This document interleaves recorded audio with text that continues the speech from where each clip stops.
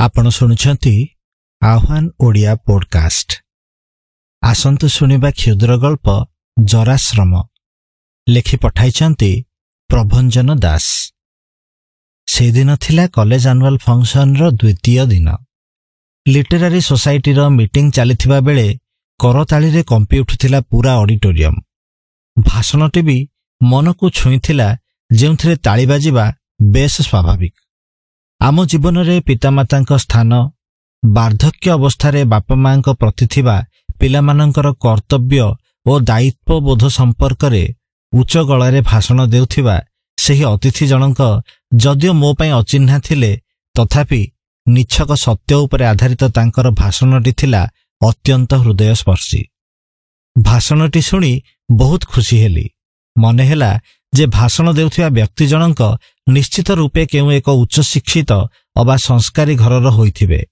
तांको पितामाता खूब भाग्यवान निश्चय जे एपरि एक महान संतान को से जन्म देइछंती। एही घटना को किछि दिन पुरी जाई थाए, हेले से हृदयस्पर्शी भाषणटी सबु बेले गुंजरित हेउथाए मो मनरे। यारी भितरे चली आसिला मो जन्मदिन। एथर जन्मदिन को टिके अधिक स्पेशल करिबा लागि गोटे भल जगह खोजी घर पाखे थिबा एक ओल्ड एज होम बा जराश्रम को जाई थाए।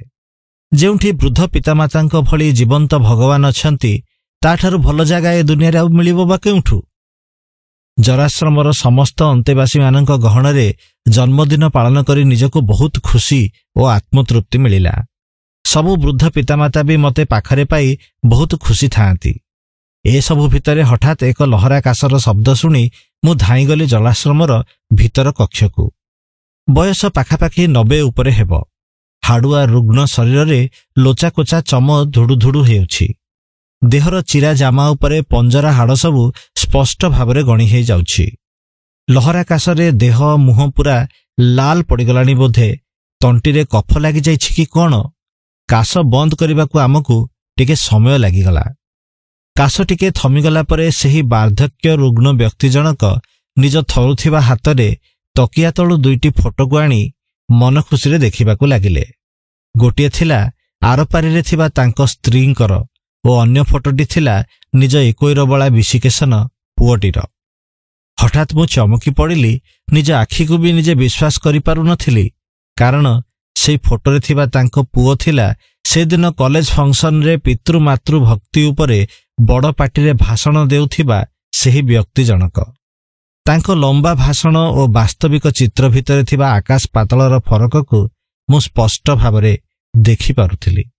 हतच्छायित मुहरे मने मने केवल एतिकी भाबुथिली जे सतरे केते भाग्यवान एभली पिलामानंको जन्म देइथिबा जराश्रमर एई असहाय बापा मां माने। आपण शुणुथिले क्षुद्र गल्प जराश्रम। लेखि पठाइथिले प्रभंजन दास।